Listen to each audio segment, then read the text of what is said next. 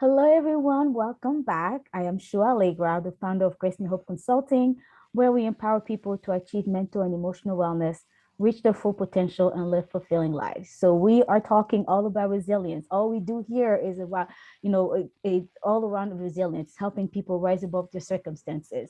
So I'm inviting new friends and some old ones to kind of talk about this theme of resilience. And today I have a new friend with me. So, Emmanuel, I'll just give you a chance to introduce yourself. Let us know a little bit about who you are and what you do. Everybody. I'm Emmanuel Anthony, human behavioral researcher, writer, teacher, author, and consultant. I've assisted clients in the last 11 years. I've been blessed to work with thousands of clients internationally and nationally around Australia to create change in all 7 areas of their life: physical, financial, mental, spiritual, social, vocation, and family. And resilience, being one of the major themes that you have here, is one of the major things that I assist my clients to do, because no matter what challenges or goals they're setting, whether they're past challenges they've experienced, current things that they're still holding on to, or future challenges they will have, resilience is one of the most major things that people need to have, because the greater the degree of resilience that you have, the greater the degree of challenges you feel you're actually able to take on in your life, which means you're able to evolve and grow and transcend in all areas of life, not just one. Yeah, yeah, beautiful, beautiful. Thanks for all that you do in this world. And I like how you say the greater level of resilience, the greater challenges you can take. Often people as human, nobody likes to be uncomfortable, right? So when Yeah. challenges come, we're ducking it out, like, no, I'm gonna try to get the shortcut, run away, don't do this. I don't want to deal with it. It's like we all have this, how do you call it? This want or need to run away from challenges, right? But so I want to Yeah. you can just touch on that. Like I expand on kind of that, that what you just said, and also maybe from your research and from your work, why is it that we run away from challenges if we actually know, as we're finding out, that it helps us become more resilient? I can definitely start off there. So every human being on planet Earth has a amygdala, which is the animal part of the human mind, and the amygdala is irrational, Mm, meaning that it breaks the ratio of 1 to 1 in positive and negative in its perceptions, and mm, consistently looks to avoid pain and seek pleasure. It looks for the a reality that we could call a fantasy, because it's one-sided in polarization and can never exist. And the greatest source of human suffering comes from attempting to find that which is unfindable, and all happiness and no pain or mm, pleasure, mm, very much hedonistic in terms of living style. yeah, And a lot of what we see in marketing promotes that as well. Happily ever after, you get married, etc. It's not that. It has two sides, and the sooner right. you embrace both, the sooner you can evolve and transcend. But when you look for a one-sided reality and then try and hold on to that one-sided reality, they're the greatest sources of human pain. Mm, Now, the amygdala was a very primitive part of the brain, and it's not good or bad. We required that when we were getting chased and we weren't as evolved as we were by much bigger predators. And it stimulates a part of you that will make sure that you toughen up the fibers in your body if you're being attacked. If you ever had a fight with a sibling and then later on had some scars and you go, why didn't I notice that before? That right. would be because the minute that your amygdala notices these things, it strengthens you, strengthens so that you can jump faster, jump higher, takes your pupils and dilates them so you can see a lot more. It basically maximizes your potential as a human being Yeah, for that fight or flight response. The problem is that's meant to be a short-term response, not a long-term lifestyle. And exactly. especially in the 20th century when we're not getting chased by gazelles or anything like that. Mm, I don't know where anybody listening to this lives, but I highly doubt 90% of the audience is getting chased by gazelles or lions or anything like that. right, right. Most of us are living probably in a suburban area, maybe a country area or a city area. And what you have is a pretty comfortable lifestyle. You live in a bed or things like that. If you're listening Mm, to this on the internet and Wi-Fi, you're considerably comfortable. yeah. We activate this part of the mind, and it's a very prehistoric, primitive part of us that gets highly emotional. And when it does that, it throws out the autonomic nervous system, which is getting your fight or flight highly active. So you'll feel that you have temporary moments of pleasure, but they'll come with temporary moments of pain because the other side always comes in.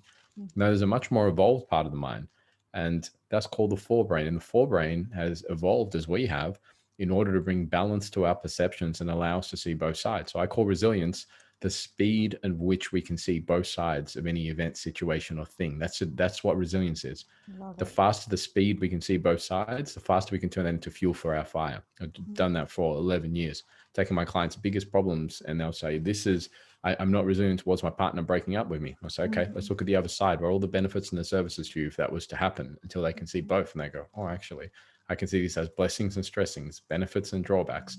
And they would have done it in weeks, months, or years later anyway, because you can take the biggest problems you've had in your life. 20 years later, somebody may have to remind you that you had that problem because you're focusing on new ones. The yes. key is not to make it a lifestyle and learn how to do that today and how Mm, to do that this week instead of holding on to that and losing a lot more than what we're willing to do. So that's what resilience is, the degree and the speed in which you can see both sides of mm, any event. It's also what I call wisdom, because the wiser you are, the more you're able to see both sides of anything occurring and use that as fuel for your fire. And then when you do that, you realize that life isn't happening to you, it's happening for you. It's all on the way, not in the way. mm, And the challenges that you experience are necessary as part of your growth. So there's no point in running away from challenges. The wisest thing you can do is do what you love and love what you do, because in those areas you actually look for challenges. And every time you evolve and take on a challenge, you can't wait to take on the next one because you're doing what's most meaningful, inspiring to you and what's most valuable. mm, Now, another reason is that we're here to master all 7 areas of life: physical, financial, mental, spiritual, social, vocation, and family. mhm, And there may be some areas that we really want to master, maybe finances, maybe physical. We want to look great, maybe mhm, social, we want to be empowered. But out of the 7 areas, you'll find there's a few that you go, yeah, not really interested in that. And the mhm, problem being, what you run away from, you run into. So that one-sided reality where you go, oh yeah, things will work out there in the future. No, the problems usually get bigger, and before you know it, yeah, a mini problem turns into a biggie problem. And so if you don't look at your finances, for example, next thing you know, you got massive tax bills, and now you're going to have a reduction in lifestyle and financial potential because of that. So instead of running and avoiding, the wiser ones of us learn to evolve just like animals do mhm, in nature, and get receptive towards the challenges and look for the pain and the pleasure, the benefits and the drawbacks, look for both sides, and look to be able to use both to our advantage. So life is consistently falling in front of us on the way that we want. yeah, yeah. Oh, I love it. I love it. I can stay here just listen to you all day. And I love how you're going to bring the neuroscience into it. And I think the more we understand the power of the brain, the more effective we are in achieving those goals in life and thriving. The whole idea of human flourishing, it's because you actually understand how much your brain, has, how much you can do with your brain, and to benefit you. But also like how you mentioned, the kind of looking at both sides. I think we live in a society in general, not just, here in the US, Australia, everywhere you are. I think just a human being would tend to focus on what is, one thing at a time most of the time.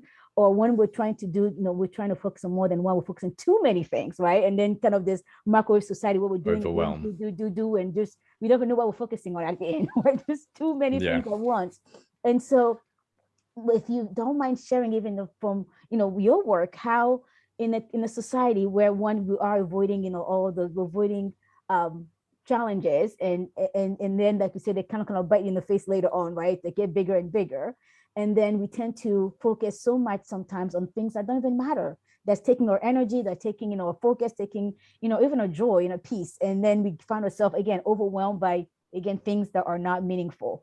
How can we, as human being, how can we maybe again using the idea of using our brain to our power, how can we activate the part of those brains, if you want, or if any tips or suggestions to for us to help us be more focused on what matters, and then pursuing kind of that, what you talked about, embracing the both sides of the equation of life.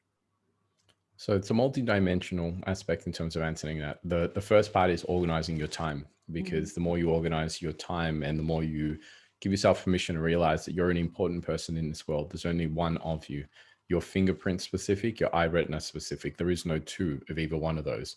They're Mm-hmm. very, very much one and non-identical. So whatever it is that you are here to offer the world, whatever's most valuable and meaningful to you, you're here to give that. And if you don't give that, the world never sees it. And imagine a world without Muhammad Ali, Mm-hmm. Michael Jordan, I'm an obsessive golfer. So even Brooke Koepka or any of the golfers that I look up to, if they didn't give themselves permission to do that, I wouldn't be watching them and saying, wow, being inspired by that. Mm-hmm. So the first thing is management of time. And I've got a lot of videos online on what I call the Wealth Maximizer calendar, which is a calendar where you take all 7 areas of your life. Once again, they're physical, financial, mental, spiritual, social, vocation, and family. And you plan out your week from 12 a.m. to 12 p.m. and you put in time slots as to when you'll be doing each of those areas of life. And if you do that, you're going to have small chunks of time to be able to work on each area of life. So you know that the word fulfillment means to fill full. You're going to be able to fill full each one of those areas, like 7 glasses, you'll see them fill full at the end of the week. Yeah. The key, as you mentioned before, is a lot of people experience overwhelm, and a state of overwhelm can quite often be defined as thinking about everything at once, but doing nothing at all because you're just sitting there thinking and That's a stressed about it great all. description of it. Yeah. Yeah. And there's a great book called The One Thing. I forgot who the author is, but it's called The Mm-hmm. One Thing. You'll be able to Yeah. find it on Google. Yeah. And it says that you can only do one thing at once. And every time you try and do two things, you're doing one with 60 or 70% of your energy, and you're just doing the other one with 30. If you do three, you do one with potentially 60, another one with maybe 30, and you just remember to do the third task. So you could do a couple of things in what's known as multitasking, which is a complete, it's a fad. It's not something that you're going to be able to do for a long time without being stressed. But you can do a couple of things really half average, or you can get very key on the highest priority actions and do them in a week and put 100% of your focus, and your life will move much more forward in doing that. So the first one is the management of your time. And if you do that, and I've helped clients do that at our level 3 program, because like at a level 1 program, we work through the emotions and the foundations and the things that occupy time and space in the mind and create brain noise and get those out of the way. Level 2, I make sure clients have got all the tools to actually be able to learn how to do that themselves. So they're self-sufficient and as resilient as they possibly can. Take myself out of the equation. They no longer need me. But then clients realize, hey, I need to do this in all 7 areas of life in order to have life mastery. And the first thing they need to do is organize their time so they can do that. So that's the first aspect, organization of time. Because if you don't organize your time, you're going to be highly stressed. And in fact, we get feedbacks based on our level of organization of time. If we set a goal, for example, that is too small in terms of time, but the task is bigger than the time, we have anxiety as a feedback to let us know that our time space horizons weren't aligned. Yeah. If we set a goal that's very small into bigger time space horizon, then we end up with boredom, procrastination, hesitation, and frustration because we don't get it done. When I studied graphic design, when I was 17, one of the things they said to me was the worst deadline is no deadline. You won't do anything at all. And then the wisest goal we can set is one that sits close to the parameters, but gives us enough pressure to actually get the work done and move within that. So you get feedbacks anyway in that. And it's wiser to understand the feedback and think there's something wrong with you. Oh my goodness, I'm experiencing anxiety, etc. It's like, no, listen to the feedback. It's trying to tell you something, set more realistic time space horizons for your goals. But that's the first part. Now, once you've done that, I've studied over $300,000 worth of personal development. I've seen the world's top leaders in that, from Deepak Chopra to Tony Robbins. There's only one place where I've stopped, and it's, for me, it's the holy grail of what you can do in terms of evolution, balance, and bringing mastery to the mind. And I saw this because every time I learned something from NLP, timeline therapy, hypnosis, and kept moving up the ranks, every 100 clients I served from my first year, which is 11 plus years now in practice, I noticed that there was always something missing until I got to the Demartini method by Dr. John Demartini, who's my mentor today. And I was confused. I said, how can one man have so much in terms of a body of work? And then I took a little bit more further study, and I realized he's the Guinness Book record holder for most books read by a human being. So he's got multidimensional understanding, and he lectures and teaches in over 100 fields. So I went, okay, why would I rewrite the wheel if this man's already gone and studied both sides of polarization? Because his obsession with study, when I spoke to him, was that he would read and study both sides of whatever he was learning and make sure that he could find what the synchronicities were in the holes, and then find the studies opposite to that would fill in those and continue to do that. The Demartini method is the number one tool, and it's so powerful. It's exactly what I specialize in today as a Demartini facilitator. And the exact purpose of the tool, there's over 1,000 uses for it, but it's to bring balance to your perceptions.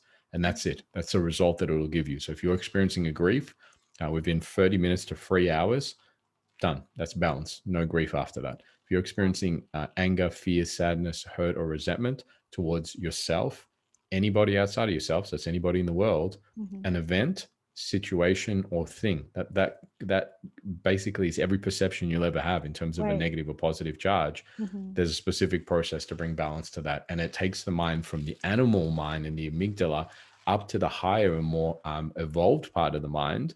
And once the forebrain is active, we start solving problems based on seeing both sides at a faster speed. Now, on top of that, the last thing I'll mention in that is doing what you love and loving what you do. If you go to Mm-hmm. www.drdmartini.com and click on the values section, or you can also get the book, The Values Factor. It discusses the fact that every human being is teleologically built.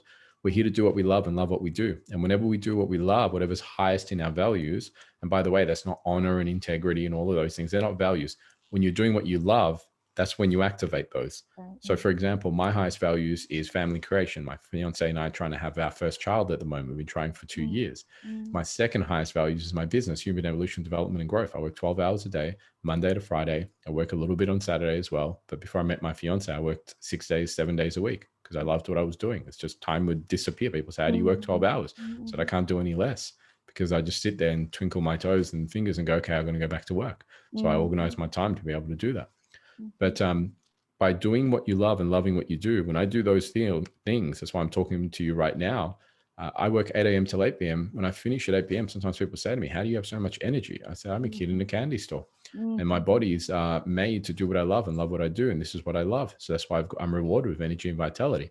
But when you do the opposite of that, when you do things that are lower in your value. So if I had to do cake decorating for 12 hours a day, Monday to Friday, I would procrastinate, hesitate, frustrate. I'd be unorganized, undisciplined, unreliable, unfocused. I'd lower my self worth because I'm not doing what I love. That's not where my genius is. I'm a fish trying to climb a tree. It's not my specialty. Exactly. So, so do what you love also. So to reiterate on those, Mm-hmm. manage your time effectively. So you're not doing low priority things, but you've actually got time for all 7 areas of your life, because little baby steps on a weekly basis create massive goals and massive change at the end of the year, 365 days later.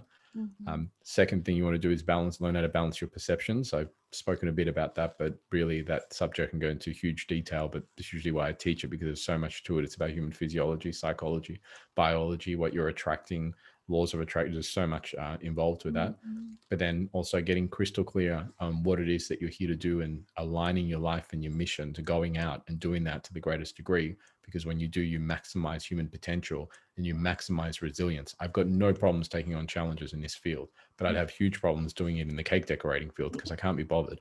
But this field, no matter what level I get to, I just want the next level.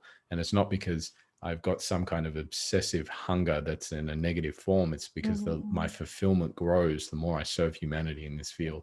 And everybody has that. It doesn't matter what it is. You could be a cake decorator. If that's you, then that's your highest values. That's what you want to fulfill. But whatever that is, you want to honor that. Yeah, yeah. Oh, so good, so good. And so as you're just talking, I'm thinking about people who often, like my own client, like those see things like procrastination and anxiety as barriers, right? It's like, oh, now I see it, I shouldn't be that way. And they work so hard to fight those feedback, instead of seeing it as such.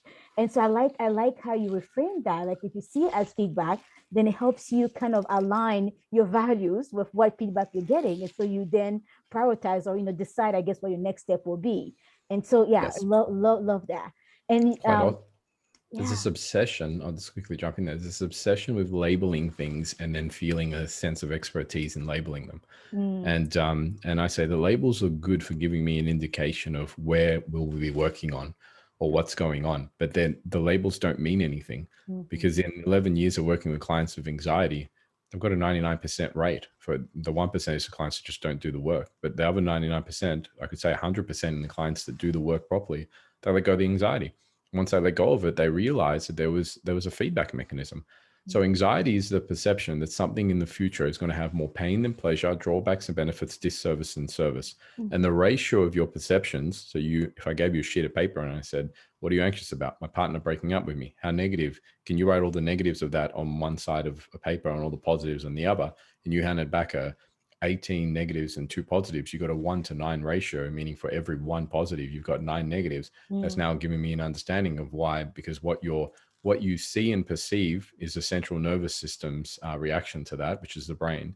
and it communicates through your body, through neurology and down to the autonomic nervous system. And the autonomic nervous system regulates chemicals and hormones. So it's just taking whatever that ratio is and distributing it into a chemical and hormone reaction, which we call emotions. Yeah. The higher the extremity between your perceptions, the greater the polarization, the greater the level of anxiety. But the lower, the closer to one, which is a state of balance, wellness, and well-being in the body, Mhm. then the less of the disease that you actually experience, which is body not at ease. But that's one aspect of anxiety. The second aspect, which is quite often not spoken about, and once again, this goes back to why we always bring balance. Right. One is the perceived negative that you're exaggerating in the future. The Mhm. other one is in the positive that you have a fear of the loss of in Mhm. that. So it's the fear of the loss of the relationship and the fear of the gain of not having the relationship and being alone. Mhm. And Mhm. both of those have to be brought into balance. So if a person doesn't understand that feedback, they could end up on a lot of pharmaceutical drugs, like I've had clients do, Yeah. and be on that for years instead of understanding what's actually happening within the mind. And the minute they bring it into balance, they go, oh, the anxiety's not here anymore. And I said, yes, Mhm. you've got an amazing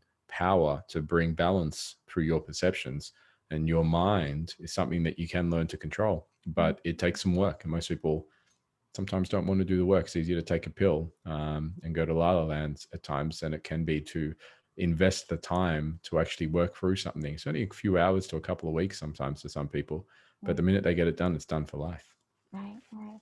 But I think like with the idea of, and I know, there sometimes there is place and space and time for, medicine, but I think the idea of people avoiding doing the work is the same as the same concept or need to avoid the pain, right? And like, oh, it's going to take Yes. work.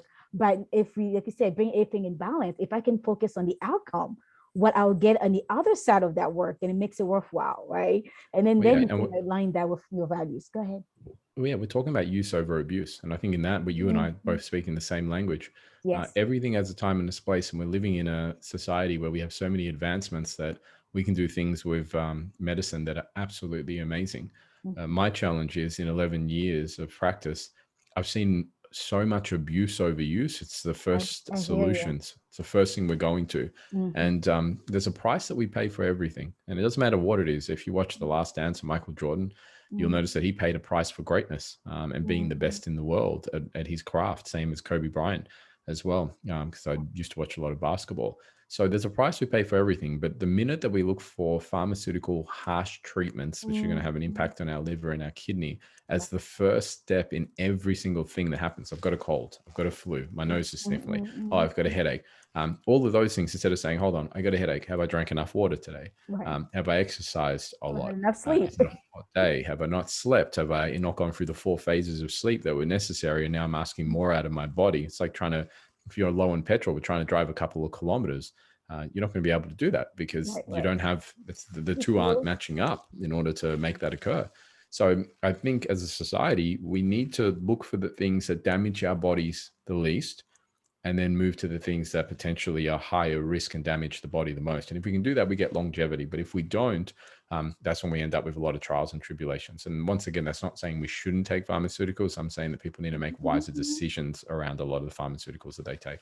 Yeah, no, I totally agree. Totally agree. I've seen that in my own clients, personal life, loved ones, how, yeah, if it taking the easy way out, it always has a price to pay, right? And a price that has more negative, if you want, losses than gains. And then when we just, make that decision to do the work, we actually reap long-term benefits, Well, you that's know? what resilience is. Even resilience has pain and pleasure. You're not going to get a one-sided Yeah. fantasy out of thinking, if I'm resilient, I get everything that I want in the world. No, it isn't. No, you, Resilience is hard work every single day, but you're falling forwards. And as you get resilient, whatever was hard yesterday just becomes like your normality for today. mhm, And then you mhm, find the next level of hard and you keep moving up. But eventually people look at you and they say, wow, something happened last week, and that's usually something that would send you over the edge. I even had mhm. to wait a second to see how you're going to react to it. And you kind of shrugged it off like it was nothing. And you Right. go, oh, yeah, I did too.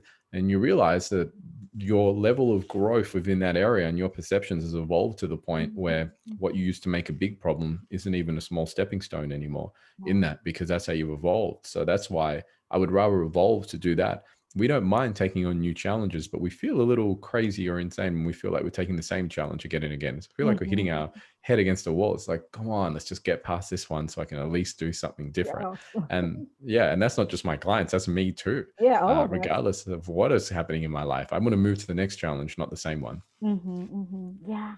And the other thing you said that I just love, love, love was the idea of, loving what you do. And I'm paraphrasing here. If you don't mind saying how you said it was No, just powerful. do love what you do and do what you love. I Yeah, loved it so much. I got that tattooed on my body. It's a reminder, so I'd never forget. love it, love it. And as I Uh, think in my own life is that as challenges came and and went, and new one came, like you say, kind of rising up to a new challenge and building that resilience. What kept me moving forward or even falling forward sometime was because I was doing what I love and I love what I do. And like sometimes I could be so tired taking my kids to the park and I'm like, oh, I'm so tired. And I'll lay there before I know it, I'm telling my family again, oh, I need something to do, right? It doesn't mhm. feel like work because you're so passionate about it and it just actually energizes me. And and that Yes. keeps me definitely keeps me going. So yeah, Yes, kind of. it's maximizing human potential. We're designed that way. Our bodies are designed that way. A lot of people think, oh, it's a fantasy. There's a multitude of reasons. One, it's a fantasy. You're not meant to do what you love. You're meant to just get a job and do this and that. And I go, okay, fine. But if that was the case, why would you have so many symptoms Mm, internally inside of you going completely against you when you try and live within that dynamic? That's not a dynamic. That's an imposed style of living that mm, you've injected onto yourself based on your perceptions of authority figures outside of you that you feel that you're scared to mm, hurt or let down if yeah. you do that. But then you've got to, the problem is, as DeMartini said it best when he said, I'd rather have the whole world on the outside against me than my Mm, immortal soul on the inside. And that's the same. I got to live with me every day. I don't have to live with the hate, the naysayers in mhm, that. So I would rather live an authentic life. The other thing is you're going to have support and challenge regardless of what you do anyway. So I may as well have it in the area that I love. I don't want to argue with people in areas I don't give a crap about. I'm like, hey, you can win that argument. I don't care. yeah, This is yeah. a waste of my time. But if you want to argue with me over human behavior, growth, evolution, psychology, physio, yeah, I'm glad to do that. So I'm Mhm, setting up, and just like a casino, I'm setting up the odds in my favor in life by understanding how human physiology works, how my body works, how to mhm, maximize its potential. And in doing so, that to me is not only leading to the greatest level of fulfillment, but I've actually seen my life grow in all 7 areas and other people mhm, be inspired by that. And I feel that we're all designed to do that. And the feedback that we're receiving every second of the day, every second, every hour, every minute is our soul, which is a spirit of unconditional love. That's the acronym for that. mhm, Trying to get you to give yourself the self worth and the permission. That's the other two things that people have challenges with in doing what they love, to actually go out and do what you love and love what you do. And the other thing, the last note on that is a lot of people think, if I do what I love, I've just got to quit my job and go do that. It's not a wise idea. okay, You mhm, got to get clarity on what you love and take baby steps towards it. So quite often when I'm working with people in that area to get clear on their mission, first we're getting clear on what their mission is, we're getting clear on what their purpose is, and then we're setting baby steps. Sometimes that means it's like they've got a part-time job outside of their full-time job as they mhm, mhm, build and grow and research how specifically they want to leave an impact in that field. And then eventually, as they get certainty, they take the next level of investment and they slowly kind of, one goes up and one goes down. The full-time job eventually goes to part-time as they start to make more finances in that area, and then it overtakes that other area in finances, and then it's unwise for them to do anything but that from a very true. financial and a fulfillment standpoint. Yeah. So you can methodically move from one area to another, but you've Mhm, got to get that clarity first, and that's that the values factor, or dmartini.com, and then hit the values area and spend half an hour getting clear on that. I do it every month. mhm, Every single month I get clear on that. I don't want to guess what my highest values are. I want to know what they are. And then that month I want to embrace them and do them to the greatest degree. And then next month get clarity on it again in case they change. yeah, awesome. So definitely, check out that website. We'll make sure we include it also in the caption here as we share this. And you also talked about kind of managing your time, and you had a tool you said that people could access.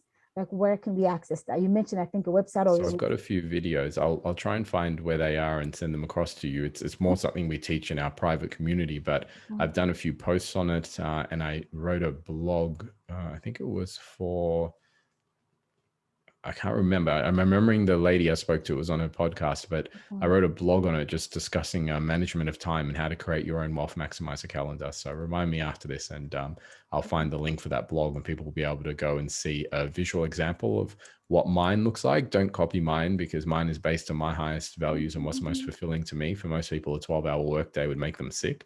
So I base that around my life as an example so you can visually see it, but you want to set one up as to what's most meaningful to you. Yeah, yeah. Oh, thank you so much. And thank you for what you do, and thank you for making the time to do this. And so where can people find you? I know you're going to send us some resources, but if someone just want to go, follow you, find you, if there's any program, or how they can connect with your private practice, any courses, anything like that. If they want more of Emmanuel, how can they have access to that? They most certainly can. Well, one of the first ways, because we live in a global community now, and Hmm. I'm doing these podcasts all around the world, and it's so amazing that with computer technology and Wi-Fi, all of a sudden, I don't even know what time it is where you are. We didn't ask each other, but it's Right. like we're present in the here and now. So we're living on a global Hmm. time. One of the most beautiful things about that is we can have what I call a virtual coffee. It's a Hmm. 20-minute discovery call. So if you feel that I can be of assistance and help you create results, most people come to me with the fundamentals. So they've got emotional challenges, whether it's depression, anxiety, bipolar, relationship breakup, and they're looking to resolve emotions and get rid of those and get specific results in those areas, or achieve their goals and speed up the rate in which they achieve them. Hmm. Whatever that is, or just learn the DeMartini method so you can learn how to be resilient, master your perceptions over anything that happens in your life within minutes to hours. We like to have a 20-minute discovery call.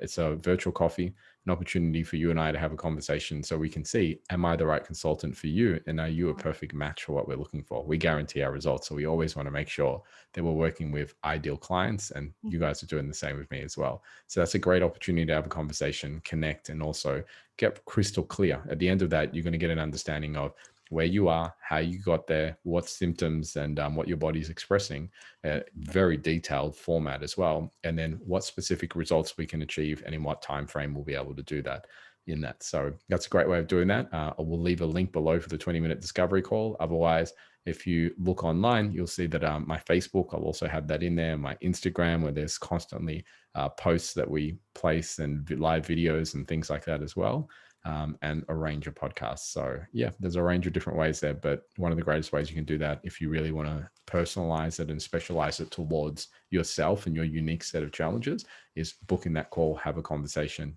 I love having them on a weekly basis, and I love the uniqueness of everyone's challenges that I get an opportunity to work on. It's been 11 years. I've worked with a couple of thousand clients now, and it still doesn't get old, really seeing how the world you really is and understanding human psychology and helping people to understand their own.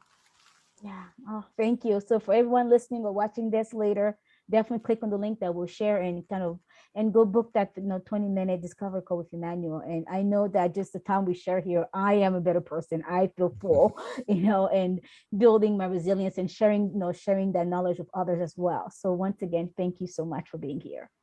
Thank you very much for having me. And I like to say some of these sometimes at the end of a podcast, but not only do I feel very grateful, but I'm appreciative for not just your time, but your wisdom.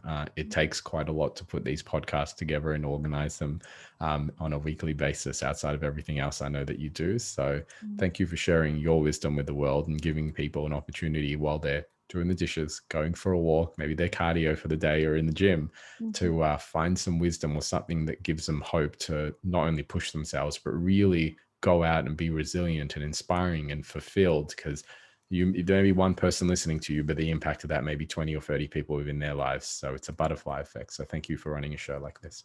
Oh, well, thank you. Like you said, we do what we love and we love what we do, and it doesn't feel like work. So Yeah. yeah, that's the bottom line. All right, everyone, go out there and be resilient.